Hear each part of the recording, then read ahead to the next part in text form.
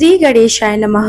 बुद्धदेव भगवान की जय हो। स्वागत है आपका आपके अपने चैनल टोटल भक्ति 04 में। आज की वीडियो में आप श्रवण करेंगे बुधवार व्रत की कथाएं और अंत में गणेश जी की आरती और बुद्धदेव जी की आरती। आइए प्रिय भक्तों, कथाओं का आरंभ करते हैं। एक समय नैमिषारण्य वन में सौनक आदि मुनि एकत्र हुए और पुराणों के ज्ञाता व्यास जी के प्रधान शिष्य श्री सूत जी से पूछने लगे, हे मुनिवर, आपने हमें अनेकों पुनीत कथाएं सुनाई हैं जो दैहिक, दैविक और भौतिक पापों का नाश करने वाली हैं। कृपा करके कोई ऐसा व्रत बतावें जिसके करने से मनुष्य के सभी पाप समाप्त हो जाएं और उसे इस लोक में सभी सुख, प्रभु की भक्ति और अंत में मोक्ष प्राप्त हो सके। आप कृपा करके हमसे कहें। श्री सूत जी बोले, महर्षियों, मैं स्वयं इसका वर्णन नहीं कर सकता हूँ क्योंकि यह विषय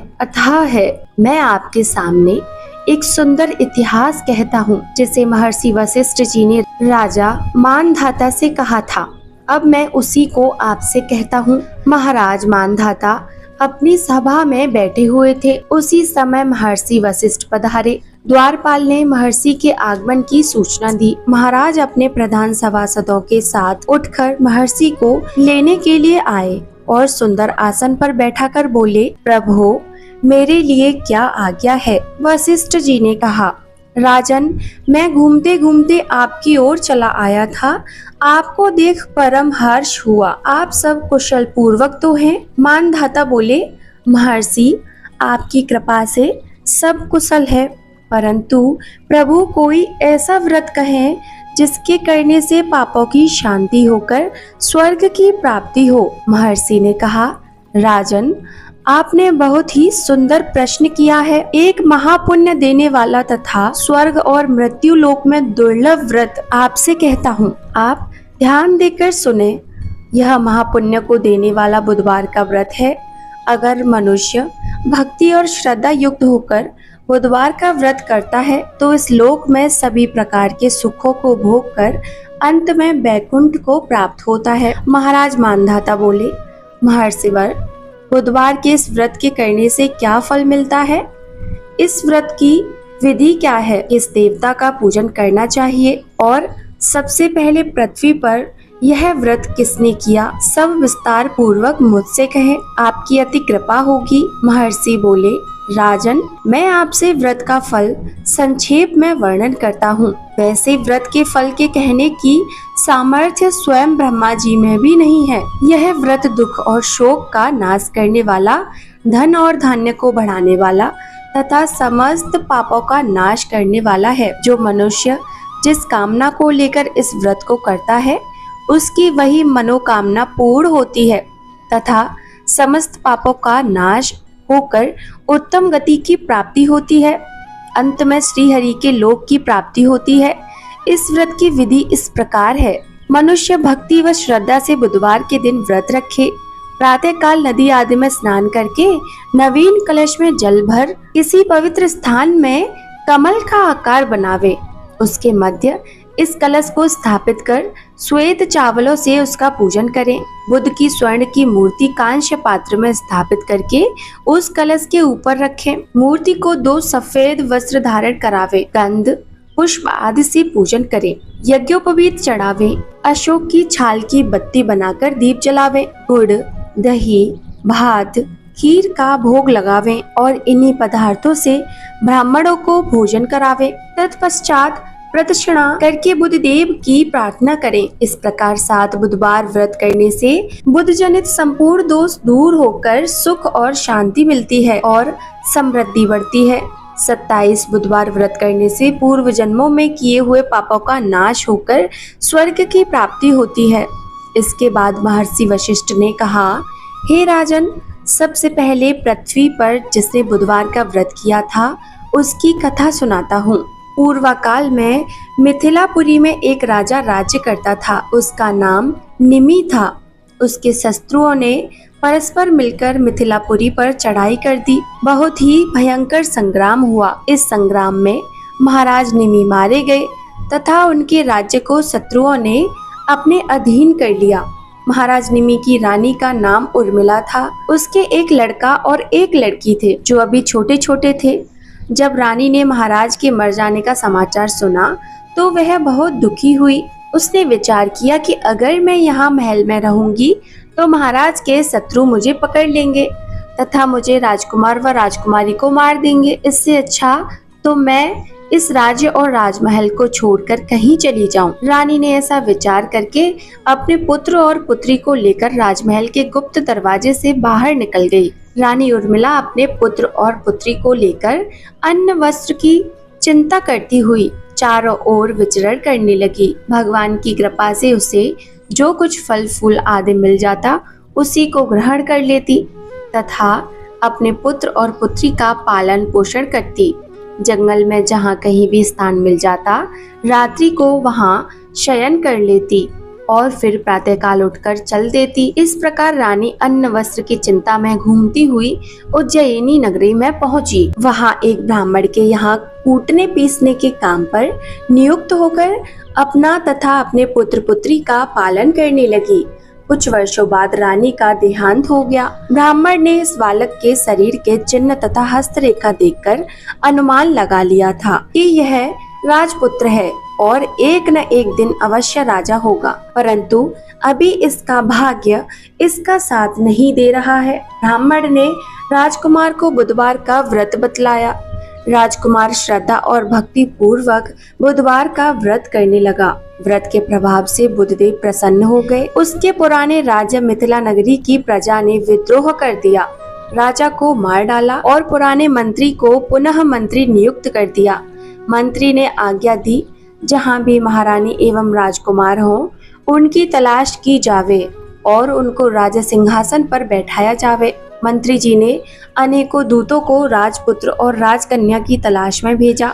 दूत विचरण करते करते उज्जैनी नगरी में पहुँचे।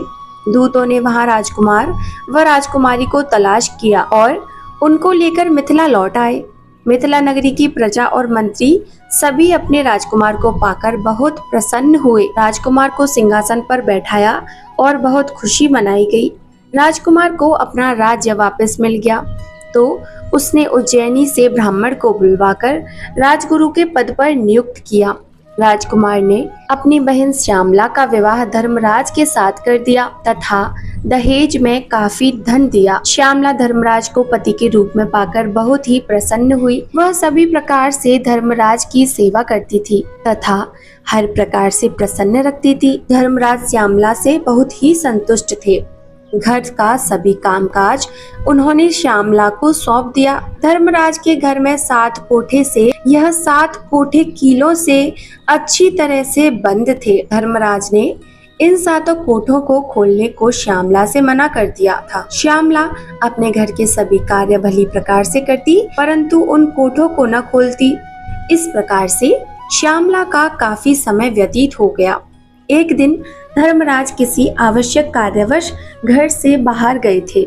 श्यामला ने विचार किया कि पतिदेव ने सभी कार्यों की मुझे स्वतंत्रता दे रखी है, परंतु न जाने इन 7 कोठों के लिए क्यों मना किया हुआ है। इस कौतूहलवश श्यामला देवी ने धर्मराज की अनुपस्थिति में एक कोठे की कीलें निकाल दी और खोलकर देखा उसमें श्यामला देवी ने अपनी माता को यमराज के भयंकर दूतों द्वारा गर्म तेल से भरे हुए कड़ाहे में डालते हुए देखा।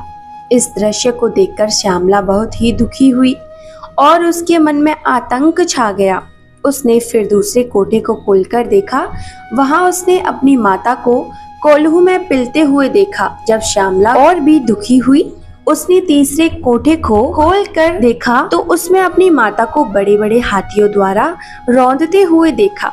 फिर उसने चौथे कोठे को खोलकर देखा तो उसमें भयंकर कुत्ते उसकी माँ को काट काट कर खा रहे थे।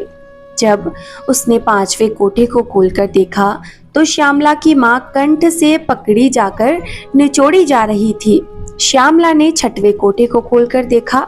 वहां उसकी माता काट के समान छीली जा रही थी।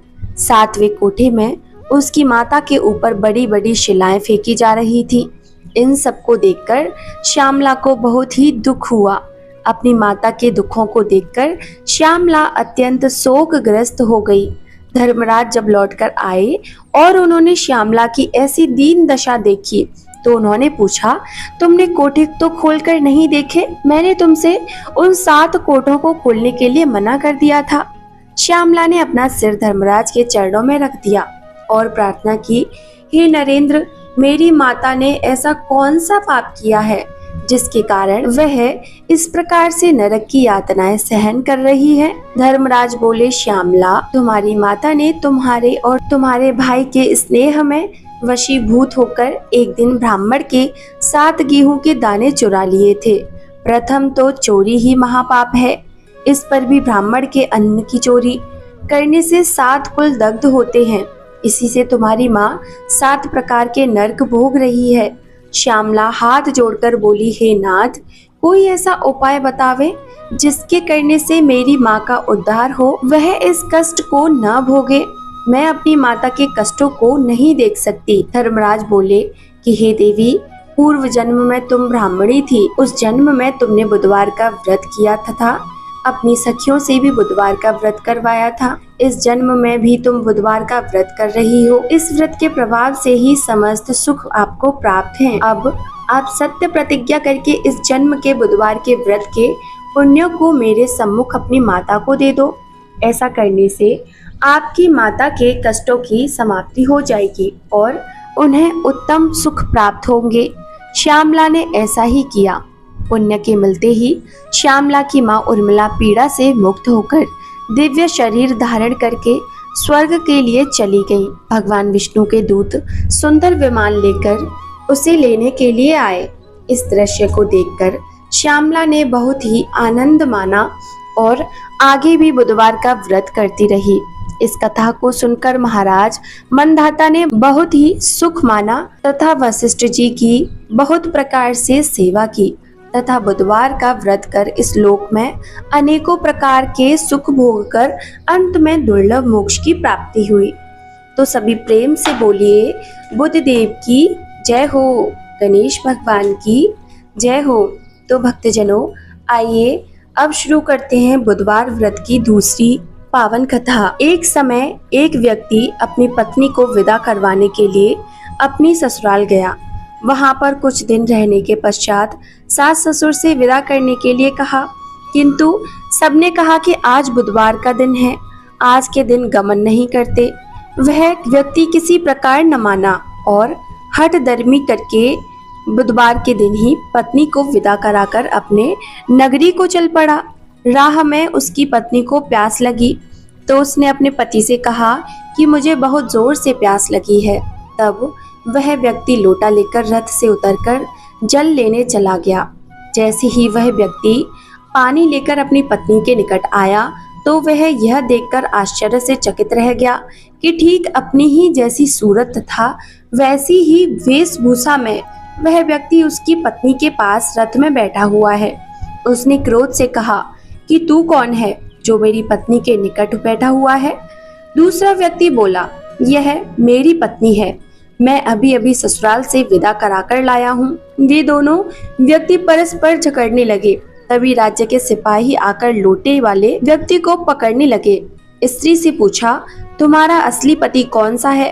तब पत्नी शांत ही रही क्योंकि दोनों एक जैसे थे। वह किसे अपना असली पति कहे? वह व्यक्ति ईश्वर से प्रार्थना करता हुआ बोला, हे परमेश्वर, यह क्या लीला है कि सच्चा झूठ बन रहा है। तभी आकाशवाणी हुई कि मूर्ख, आज बुधवार के दिन तुझे गमन नहीं करना था, तूने किसी की बात नहीं मानी। यह सब लीला बुद्धदेव भगवान की है। उस व्यक्ति ने बुद्धदेव से प्रार्थना की और अपनी गलती के लिए क्षमा मांगी। तब बुद्धदेव जी अंतर ध्यान हो गए। वह अपनी स्त्री को लेकर घर आया तथा बुधवार का व्रत वे दोनों पति पत्नी नियम पूर्वक करने लगे। जो व्यक्ति इस कथा को श्रवण करता तथा सुनाता है उसको बुधवार के दिन यात्रा करने का कोई दोष नहीं लगता है, उसको सर्व प्रकार से सुखों की प्राप्ति होती है। तो प्रिय भक्तजनों, आपने श्रवण करी बुधवार की 2 पावन कथाएं। अब सुनिए श्री गणेश जी की आरती। जय गणेश जय गणेश जय गणेश देवा, माता जाकी पार्वती पिता महादेवा, एक दंत दयावंत चार भुजाधारी, मस्तक सिंदूर सोहे मूसे की सवारी। अंधन को आँख देत कौड़िन को काया, बांझन को पुत्र देत निर्धन को माया। लड़ुअन को भोग लगे संत कर सेवा, पान चढ़े फूल चढ़े और चढ़े मेवा। दीनन की लाज राखो शंभु सुतवारी, कामना को पूरी करो जग बलिहारी। श्री बुद्धदेव जी की आरती। जय श्री बुद्धदेवा स्वामी, जय श्री बुद्धदेवा। छोटे बड़े सभी नर नारी, करें तेरी सेवा। ओम जय श्री बुद्धदेवा, सुख करता दुख हरता, जय जय आनंद दाता। जो प्रेम भाव से पूजे, वह सब कुछ है पाता। ओम जय श्री बुद्धदेवा, सिंह आपका वाहन है ज्योति सबसे न्यारी। शरणागत प्रतिपालक, हो भक्तन के हितकारी। ओम जय श्री बुद्धदेवा, तुम हो दीन दयाल दयानिधि, भवबंधन हारी।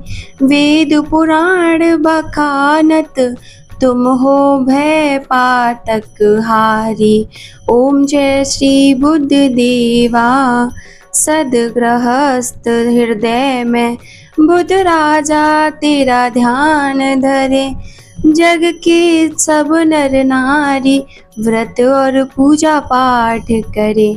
ओम जय श्री बुद्धदेवा, विश्व चराचर पालक, कृपा सिंधु शुभ करता।